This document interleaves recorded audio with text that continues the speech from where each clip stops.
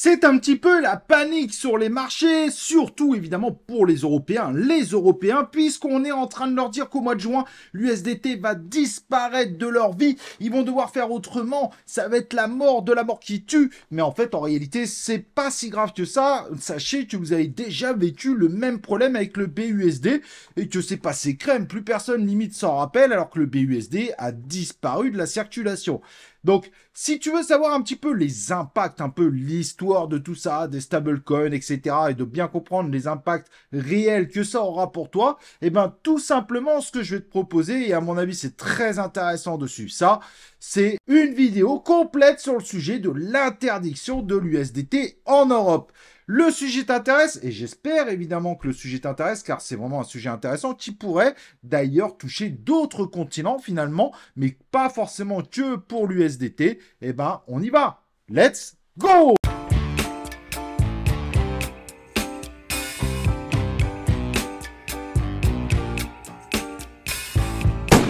Donc, comme je disais, c'est un petit peu le truc qui fait peur à tout le monde, l'USDT qui va être interdit en Europe, etc., etc.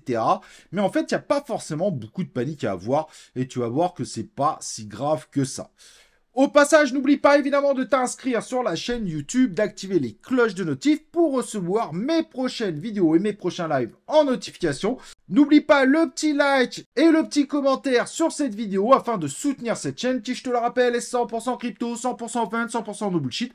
Pas de lien d'affiliation, pas de projet qui paye cette vidéo. Au moins ici, contrairement à 95% des youtubeurs, tu sais que tu n'es pas le jambon à qui on vend des produits. Donc en effet, le sujet du jour, ça commence à paniquer de partout puisque l'USDT est a priori interdit à partir du mois de juin 2024, donc dans 2 mois, en Europe. La réalité, c'est qu'en effet, ça sera bien interdit en Europe. Donc voilà, le fameux USDT, qui est pas si jeune que ça, mais en réalité, même s'il date de 2016, très peu l'utiliser évidemment avant 2021. Donc on le voit bien d'ailleurs, il a atteint le million qu'à partir de décembre 2017, mais encore très peu, puisque c'était le fameux bull run que vous connaissiez, et c'est surtout en 2021 qu'il s'est fait extrêmement connaître. Dans le passé, en général, on avait plutôt tendance à trader avec du BTC, pourquoi pas de l'ETH, voire de l'USD, voire du dollar, mais pas de stablecoin. Il y avait cette notion de stablecoin qui s'est imprégnée partout et est arrivée bien après. Et pourtant, je peux vous garantir que ça marchait très bien avant l'arrivée des stablecoins. Donc, il n'y a pas non plus de panique à avoir sur ce type d'actualité. Le problème, ce qui se passe, c'est que à partir du 30 juin, en fait, il y a des exigences qui sont imposées par cette fameuse règle MiCA qui demande tout simplement de posséder 60% des dépôts en espèces pour pouvoir proposer un stablecoin. Ce qui pose un véritable problème évidemment pour Tether, puisque Tether derrière, ils prennent par exemple des bons du trésor américain et ce type de choses, et derrière en fait c'est pas du dépôt pur dollar. Ce sont pourtant des dépôts qui sont quasiment garantis par l'État américain, mais qui permettent de récupérer de l'argent derrière, puisqu'évidemment sur les bons trésors américains, on récupère un pourcentage, et donc sur ce pourcentage, une partie est reversée aux clients de Tether. Si Tether dépose 60% tout simplement en espèces, donc en pur dollar, tout simplement dans une banque, ça sera même pas forcément beaucoup plus garanti, parce que si cette banque-là ferme, bah vous êtes dans le caca, hein, tout simplement, et en plus derrière, bah, ils peuvent plus donner d'argent à ceux qui investissent dans le Tether, puisque l'avantage du Tether, s'il est monté à plus de 100 milliards de market cap, puisqu'il a dépassé les 100 milliards de market cap, aujourd'hui il est à 109 milliards, c'est tout simplement parce qu'il y a des gens derrière qui, en prenant du Tether, peuvent gagner de l'argent. Mais si évidemment Tether fait ce que la loi MiCA lui impose, et on parle de 60% de dépôt en espèces, je ne sais pas si vous imaginez, mais ça veut dire tout simplement que leurs utilisateurs gagneront 2 fois moins, et donc seront 2 fois moins intéressés aussi, puisqu'il y aura des rendements bien plus intéressants ailleurs. Et donc ça pose un véritable problème. Donc Tether, c'est tout à fait normal qu'ils essayent de défendre leur beefsteak, et finalement, ils ne se mettront pas à la règle imposée par le cadre européen de la règle MiCA. Et donc, tout simplement, Paolo Ardoino, il nous dit tout simplement que l'Europe n'a pas envie de l'USDT, point, et pas de Tether.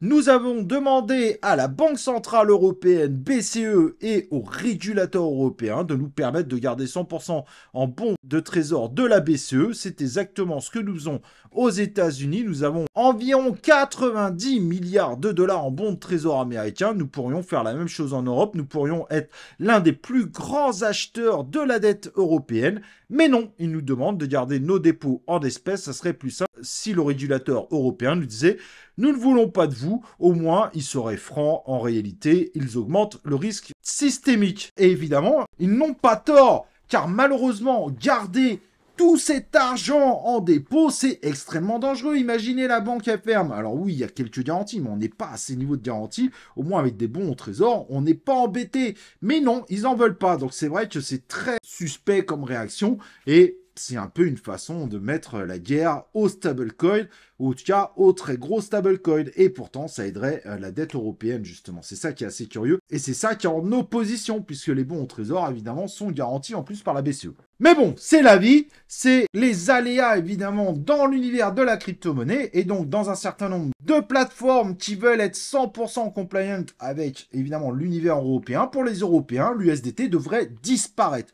Sachez que c'est pas la première fois qu'on voit ça, puisque du côté de Coinbase, à un moment, l'USDC avait disparu et il a fallu transformer ces USDC en USDT. Et finalement, ça se fait. Il peut y avoir une petite perte, certes, lors du passage de l'un à l'autre, mais finalement, ça s'est fait, il n'y avait pas de problème, ça a fini par fonctionner.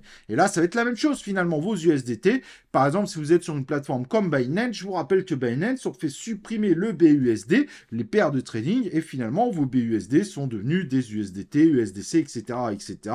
Et donc, au fur et à mesure du temps, en réalité, ça se transforme, ou sinon, vous devez faire vous-même la transformation. Parfois, il y a des paires de trading de deux stablecoins qui permettent de le faire.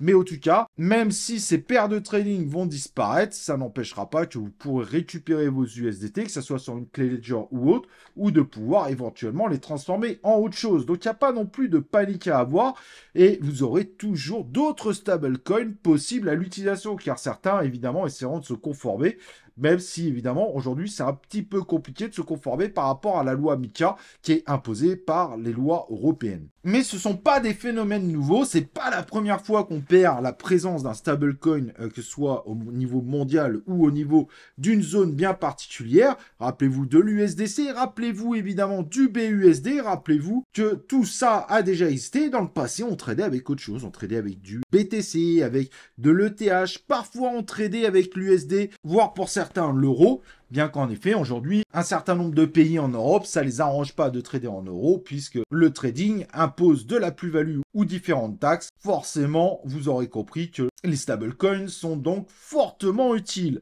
Mais pas de panique, il y a aussi des stablecoins euros qui montent doucement. C'est pas forcément très rapide, mais ça monte doucement. Comme le fameux Stasis euro, qui lui normalement est conforme et fait déjà 132 millions et devrait monter en market cap, puisqu'il pourrait réussir à profiter justement du boulevard qui lui est offert du fait de voir Tether et son USDT et probablement son EURT, qui risque d'être compliqué à l'utilisation du coup, disparaître du marché européen. Donc il y aura forcément pas mal d'alternatives et c'est pour ça que je vous dis, soyez pas trop inquiets, il y aura des possibilités, vous pourrez transformer évidemment vos stablecoins, il n'y a pas de panique à avoir à ce niveau-là.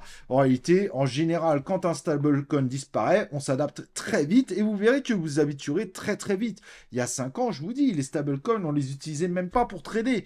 Donc aujourd'hui, on les utilise, finalement, ceux d'il y a 5 ans ne sont pas du tout déboussolés. Donc on trouve toujours des solutions et le marché de la crypto, je suis pas inquiet, a tellement de possibilités, de solutions proposées que finalement derrière, il y aura toujours une solution pour pouvoir faire ce type de choses. Et peut-être que certains vont créer des tokens qui auront une certaine stabilité, mais pas autour du dollar, pas autour de l'euro, mais qui pourront être utilisés un petit peu comme alternative.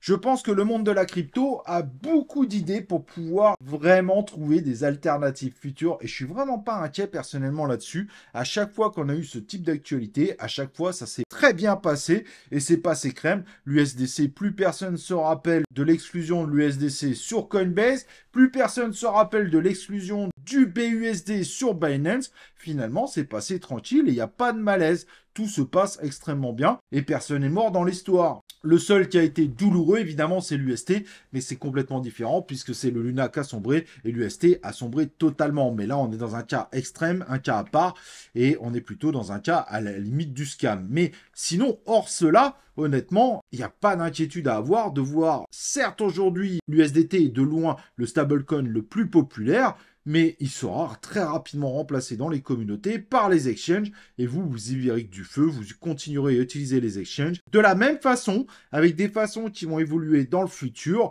mais vous serez très bien, et il n'y aura pas de panique à avoir. À mon avis, là où il y aura des plus grosses paniques, c'est quand l'Europe commencera à vous imposer des taxations directement sur le passage d'une crypto à une autre, d'un crypto-actif à un autre crypto-actif, ce qui est potentiellement prévu, et là, ça changera beaucoup plus de choses, évidemment, contrairement à ce qu'on voit aujourd'hui, ou un stablecoin qui disparaît. Pas d'inquiétude, pour le sol européen, vous aurez d'autres alternatives, mais vous ne serez pas complètement à poil, vous inquiétez pas. Je suis assez surpris de voir cette panique pourtant, puisque c'est pas la première fois qu'on voit ce type de choses. Et là, c'est vraiment, au niveau des Européens, je suis assez surpris de la panique que je vois un petit peu partout. En fait, il n'y a aucune panique, le monde s'adaptera, vous inquiétez pas, et vous vous adapterez très bien. Et vous verrez que ça passera vraiment sans douleur.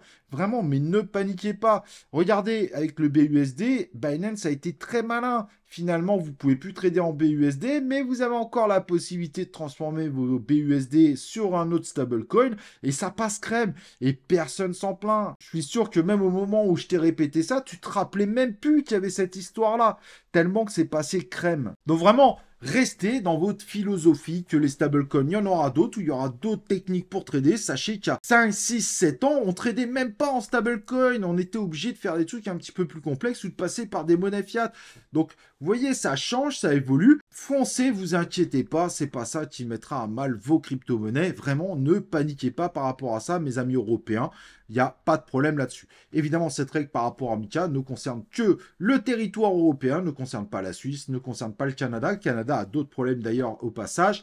Ne concerne pas le reste du monde. Si vous êtes européen, ne paniquez pas. Vous aurez toutes les solutions qui vont vous être proposées au fur et à mesure par les exchanges et ça passera tranquillement sans douleur. Voilà, c'est tout ce que je voulais vous dire pour aujourd'hui, mais je pensais que c'était important de remettre les points sur les i. N'oubliez pas évidemment de liker cette vidéo avant de partir, cette vidéo qui est là pour vous rassurer et nous on se retrouve bien évidemment comme d'habitude après le like que tu dois poser, hein, évidemment, sur une prochaine vidéo, un prochain live évidemment de C0.